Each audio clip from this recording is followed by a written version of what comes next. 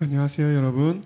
12월 27일 중고등부 예배를 온라인으로 시작하도록 하겠습니다. 모두 마음을 정돈하고 자리에 앉아서 집중해서 시청해 주시기 바랍니다.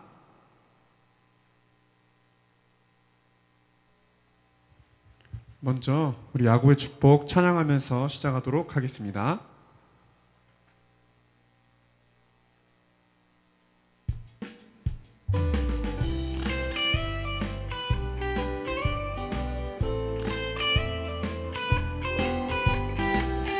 우리 많이 불렀던 찬양이죠? 집에서 같이 따라 해볼게요.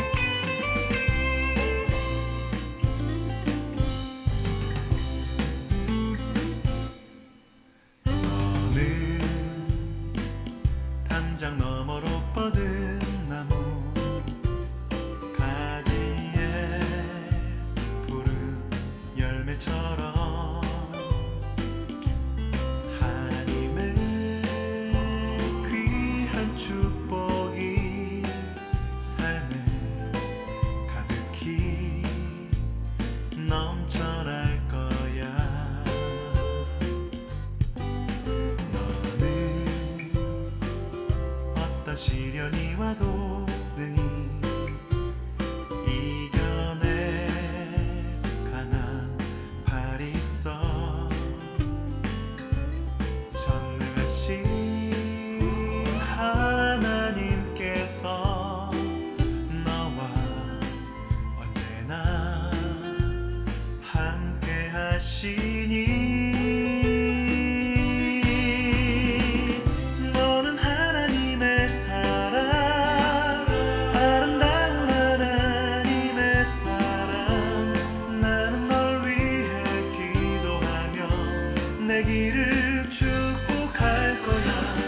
너는 하나님의 선물, 사랑스러운 하나님의 열매, 주의 품에 꽃 피운 나무가 되어줘.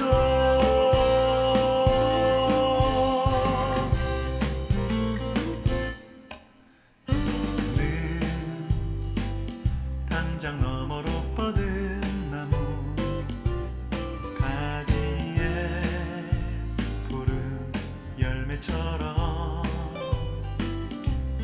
하나님의 귀한 축복이 삶에 가득히 넘쳐날 거야. 너는 어떤 시련이 와도 능히 이겨내 강한 팔이 있어. 전능하신 하나님께서 너와 언제나 함께 하시니 너는 하나님의 사랑, 아름다운 하나님의 사랑. 나는 널 위해 기도하며 내 길을 축복할 거야. 너는 하나님의 선물, 사랑스러운 하나님의 열매, 주의 품에 꽃 피운 나무가 되어줘.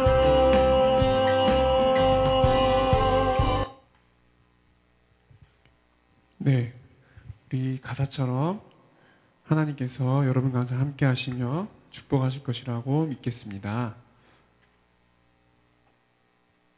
네, 그럼 말씀 보도록 하겠습니다.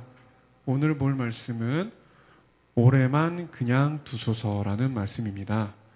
오늘은 우리 플래시 애니메이션과 함께 같이 살펴보도록 하겠습니다.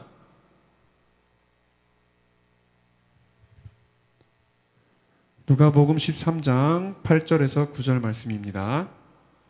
같이 읽어보도록 할게요. 대답하여 이르되 주인이여 금년에도 그대로 두소서. 내가 두릅하고 거름을 줄이니 이후에 만일 열매가 열면 좋거니와 그렇지 않으면 찍어 버리소서 하였다 하시니라. 누가복음 13장 8절에서 9절입니다.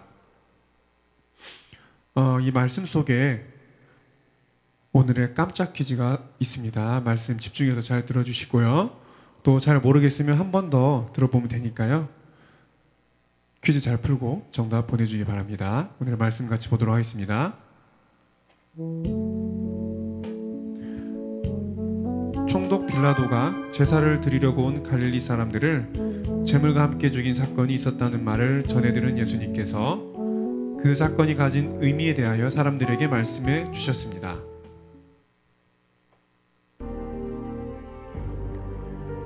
예수님께서는 사람들에게 이렇게 말씀하셨습니다.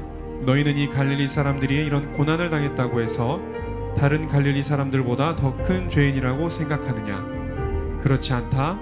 너희도 회개하지 않으면 이와 같이 망할 것이다. 이어서 예수님께서는 실로암 탑이 무너져 18명이 죽은 일을 이야기하셨습니다. 실로암 탑이 무너져 죽은 18명의 사람들이 예루살렘에 사는 다른 모든 사람보다 더 악한 죄인이라고 생각하느냐? 그렇지 않다. 내가 너희에게 말한다. 너희도 회개하지 않으면 이와 같이 망할 것이다 라고 말씀하셨습니다.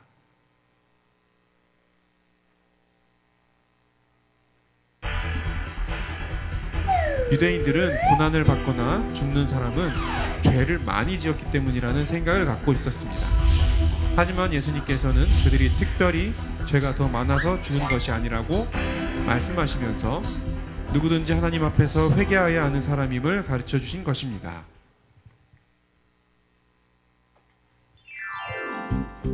그러면서 한 가지 비유를 들려주셨습니다.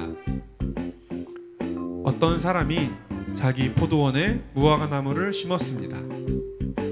그 사람은 무화과나무에서 좋은 열매를 거두기를 바라고 심었습니다. 이 포도원의 포도원지기는 무화과나무에 열매가 맺게 하기 위하여 열심히 힘썼습니다. 열매가 맺힐 시기가 되어서 주인이 찾아왔습니다. 하지만 무화과나무에서 어떠한 열매도 얻을 수 없었습니다.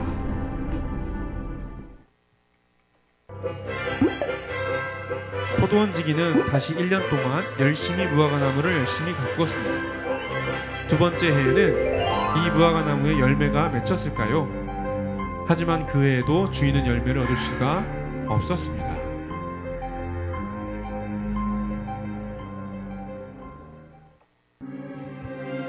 이 무화과나무는 3년째에도 아무런 열매가 열리지 않았습니다. 주인은 포도원지기에게 이 무화과나무에 열매가 맺히지 않으니 찍어버리도록 하여라. 어찌 땅만 차지하게 하느냐라고 말했습니다.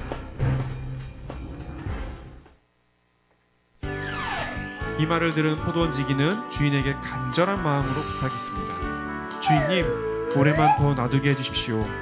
제가 나무 주위에 고랑을 파고 거름을 주겠습니다. 만일 내년에 열매를 맺으면 놔두시고 열매를 맺지 못하면 베어버리십시오. 포도원지기의 간청에 주인은 마지막으로 1년의 시간을 더 허락해 주었습니다. 주인은 3년이라는 시간 동안 인내하며 열매를 기다렸습니다. 하지만 무화과나무는 3년 동안 열매는 맺지 못하고 땅만 차지하고 있었습니다.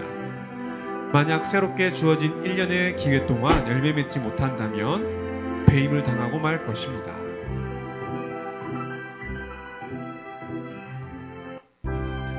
오늘 예수님께서 들려주신 이 비유에서 주인은 곧 하나님이십니다. 무화과나무가 열매 맺도록 하기 위해 힘쓴 포도원지기는 예수님을 의미합니다. 그리고 열매 없는 무화과나무는 하나님의 뜻대로 살지 않는 하나님의 백성에 대한 비유입니다.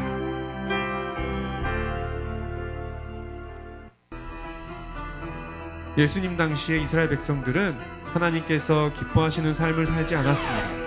하나님께서는 인내하며 기다리고 계셨지만 그들은 고집스럽게 하나님의 말씀을 듣지 않았고 오히려 배척하는 생활을 하였습니다.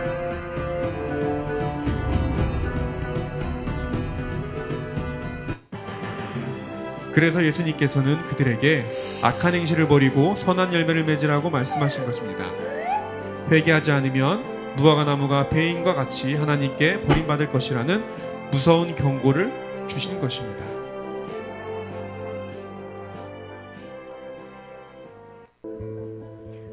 이 말씀은 동일하게 하나님의 백성된 오늘 우리에게도 하시는 말씀입니다. 예수님을 믿고 하나님의 자녀가 된 우리는 하나님의 뜻에 합당한 열매를 맺어야 하는 무화과 나무입니다. 예수님께서는 우리가 선한 열매를 맺을 수 있도록 늘 기도하며 돕고 계십니다. 이 시간 한 해 동안 내가 얼마만큼 하나님의 자녀다운 열매를 맺으며 살았는지 잠잠히 한번 되돌아봅시다. 부끄러운 행동을 하면서 아무렇지 않게 슬쩍 넘어간 일은 없었는지 함께 반성하며 돌아봅시다. 한 해를 돌아보며 혹시 예수님께서 비유로 말씀하신 무화과 나무와 같이 열매가 없거나 부실하다면 하나님 앞에 회개하고 새로운 마음으로 한 해를 맞는 믿음의 마음을 가지도록 합시다.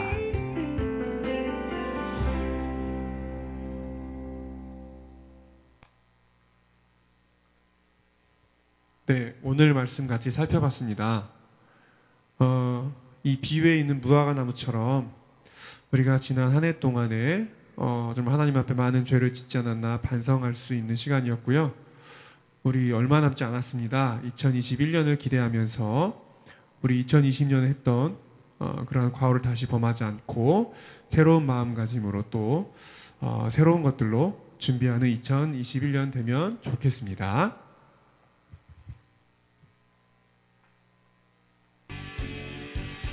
자, 오늘의 깜짝 퀴즈입니다. 여러분이 말씀에 집중하고 들었다면 또 보았다면 충분히 맞출 수 있습니다. 예수님의 무화과나무 비유는 어떤 의미가 있나요? 주인, 종, 열매 없는 무화과나무. 각자 비유의 뜻이 있었죠? 그 뜻을 찾아서 저에게 문자로 보내주면 되겠습니다. 하나님께서는 하나님의 백성들이 죄를 회개하고 순종하는 삶을 살기 원하셨습니다. 그런데 죄를 회개하지 않고 죄의 열매만 계속 맺었습니다.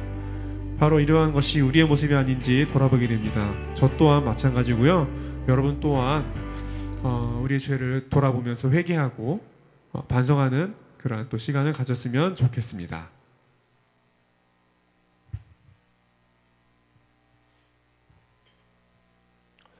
네, 오늘 짧은 시간이지만 이렇게 또 영상으로 온라인으로 예배를 같이 드리게 되었습니다. 우리 주기도문으로 오늘 예배를 마치도록 하겠습니다.